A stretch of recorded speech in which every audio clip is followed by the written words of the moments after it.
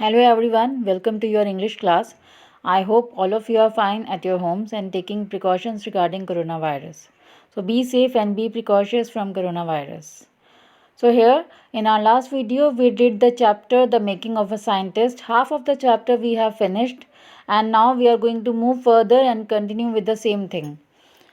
Now let's move on to page number 35. I'm going to start from here. Then in the 7th grade, he got a hint of what real science is when he entered a county science fair and lost. It was really a sad feeling to sit there and not get anything, while everybody else had won something. Ebright said his entry was slides of frog tissues which he shoved under a microscope. He realized the winners had tried to do real experiments, not simply make a neat display. Already the competitive spirit that drives Richard Ebright was appearing. I knew that for the next year's fair I would have to do a real experiment, he said. The subject I knew most about was the insect work I had been doing in the past several years. So he wrote to Dr. Urquhart for ideas, and back came a stack of suggestions for experiments. Those kept Ebright busy all through high school and led to prize projects in county and international science fairs. For his 8th grade project, Ebright tried to find the cause of a viral disease that kills nearly all monarch caterpillars every few years. Ebright thought the disease might be carried by a beetle. He tried raising caterpillars in the presence of beetles. I didn't get any real results, he said. But I went ahead and showed that I had tried the experiment. This time I won. The next year, his science fair project was testing the theory that viceroy butterflies copy monarchs. The theory was that viceroys look like monarchs because monarchs don't taste good to birds. Viceroys, on the other hand, do taste good to birds. So, the more they look like monarchs, the less likely they are to become a bird's dinner. Ebright's project was to see whether, in fact, birds would eat monarchs. He found that a starling would not eat ordinary bird food, it would eat all the monarchs it could get. Ebright said later research was by other people showed that viceroys probably do copy the monarch. This project was placed first in the zoology division and third overall in the county science fair. So here you can see that when he was in 7th class, in 7th grade, he came to know what real science was as he lost at the county science fair. It was sad feeling for him. Definitely anybody is going to be sad. Anybody is going to be disappointed with that, with the failure. To see all other people win while something, but while he did not win anything. He shoved frog tissue slides under a microscope but realized that all the winners had actually tried to perform an experiment and not just make a neat display out of their projects. He had already started developing the competitive spirit inside him. And now he had decided that he would be making a real project, means a working project for the next year's fair. He thought and realized that he had minimum uh, or the maximum knowledge for the subject of insects as he had been studying them for quite some time now. Means he was having the maximum knowledge about the subject of insects.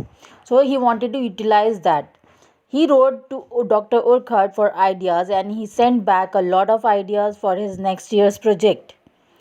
So now he got the ideas and he got the proper material from Dr. Urquhart with his complete guidance. He remained busy with those ideas all throughout his high school and won many prizes there. In his 8th class, he tried to find the cause of a viral disease that killed nearly all monarch caterpillars every few years. Ebright thought that the disease was being transmitted through beetles, so he started raising caterpillars in the presence of beetles. So, want to check that whether it is the correct reason or not. It was of no use, but when he showed that he had tried such an experiment, he won something for his project. Means he ultimately got a little bit success and a little bit achievement in his thing, in his work. For the next year, he tried the theory that Viceroy's butterflies copy monarchs. He put forward the theory that Viceroy's butterflies look like monarchs because monarchs do not taste good to the birds, and birds like to eat viceroys. So, the more the viceroy looked like the monarch, the less likely it is the viceroys that viceroy would be eaten by a bird. The chances will be less. He wanted to show in his project that would a bird eat monarchs or not. That was the main motive of his project. He found out that the sterling bird would prefer eating a monarch. Later research showed that the viceroys copied the monarchs. They were not the real, but they actually copied the monarchs. This project won him the first division in the zoology department and the third overall position in the county science fair. So here we are seeing the biology here, the achievements of Dr. Uh, Ebright here, that who has won so many things, so many achievements here by his efforts, right? So let's move on further. In his second year in high school, Richard Ebright began the research that led to his discovery of an unknown insect hormone. Indirectly, it also led to his new theory on the life of cells. The question he tried to answer was simple: what is the purpose of the 12 tiny gold spots on a monarch pupa? Everyone assumed the spots were just ornamental. They were just the appearance, nothing else. Ebright said, but Dr. Urquhart didn't believe it. To find the answer, Ebright and another excellent science student had first had to build a device that showed that the spots were producing a hormone necessary for the butterfly's full development. This project won Ebright first place in the county fair and entry into the International Science and Engineering Fair. There he won third prize for zoology. He also got a chance to work during the summer at the entomology laboratory of the Walter Reed Army Institute of Research. So here you can see that how much efforts they were making. As a high school junior, Richard Ebright continued his advanced experiments on the monarch pupa. That year, his project won first place at the International Science Fair and gave him another chance to work in the Army laboratory during the summer. In his senior year, he went a step further. He grew cells from a monarch's wings in a culture and showed that the cells would divide and develop into normal butterfly wing scales only if they were fed the hormone from the gold spots. That project won first prize for the zoology at the International Fair. He spent the summer after graduation during further work at the Army Laboratory and at the laboratory of the US Department of Agriculture. The following summer, after his freshman year at Harvard University, Ebright went back to the laboratory of the Department of Agriculture and did more work on the hormone from the gold spots. He spent so much time on that. During the laboratory's sophisticated instruments, he was able to identify the hormone's chemical structure. A year and a half later, during his junior year, Ebright got the idea for his new theory about cell life. It came while he was looking at X ray photos of the chemical structure of a hormone. When he saw those photos, Ebright didn't shout, Eureka! Or even, I have got it, but he believed that all along with his findings about insect hormones, the photos gave him the answer to one of the biology's puzzles. What was that puzzle? How the cell can read the blueprint of its DNA. DNA is a substance in the nucleus of a cell that controls heredity. It determines the form and function of the cell. Thus, DNA is the blueprint for life. So here you can see that during his second year of high school, Richard started a research from which he found about an unknown insect hormone that later helped him in his new theory about the life of cells as well. The question from where the research started was very simple as to what was the purpose of 12 tiny gold spots on the monarch pupa. That was the motive for the theory. Most of the people said that the spots were made for making it look more decorative, but Dr. Urquhart did not believe it. in what others said. To find the answer this question, Albright and another excellent science students together made a device that proved that these spots produce a hormone which is necessary for the full development of a butterfly from a pupa. So here you can see that a scientist can only achieve these kind of things, these kind of findings. Normal people won't be able to do that because they believe that these are the normal things, but only a scientist can think deeper and find a reason for that. With this, Ebright won the first prize at the county science fair and the entry to International Science and Engineering Fair. So he is moving on, higher and higher.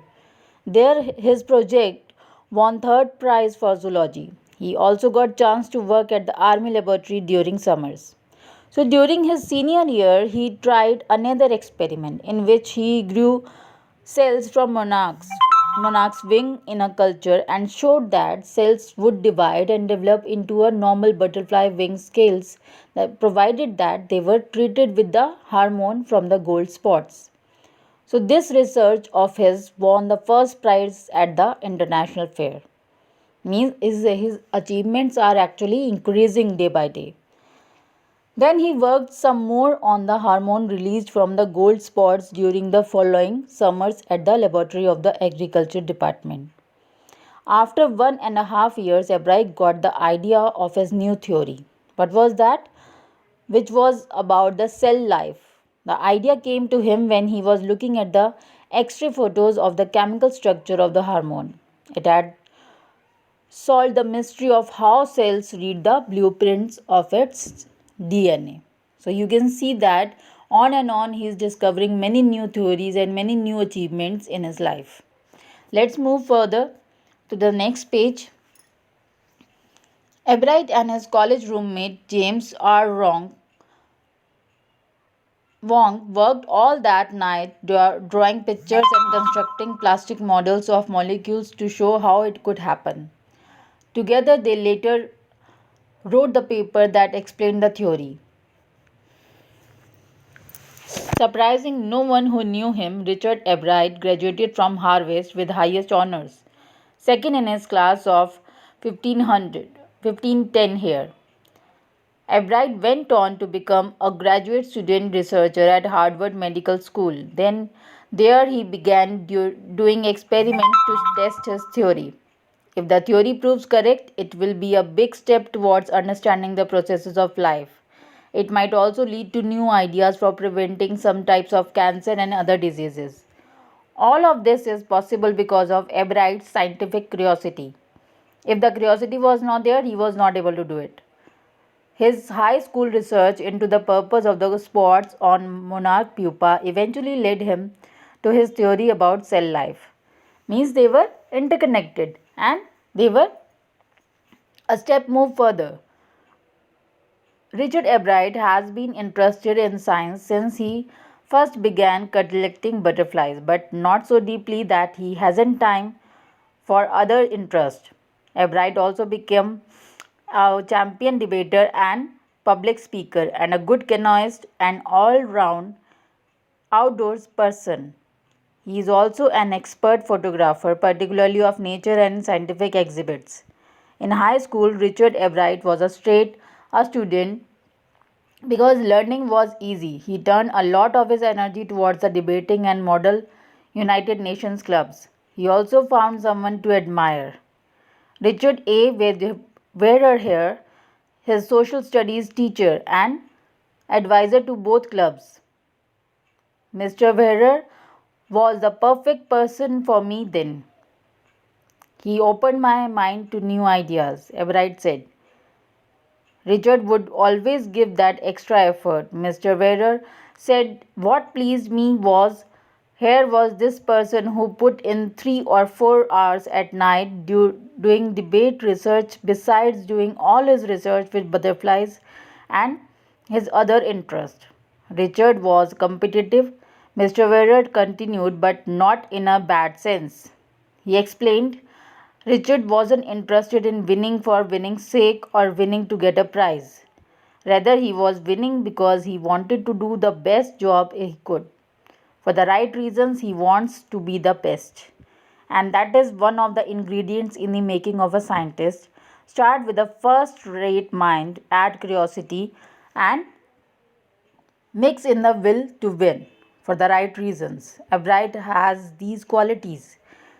From the time the book The Travels of Monarch 10 opened the world of science to him, Richard Ebright has never lost his scientific curiosity.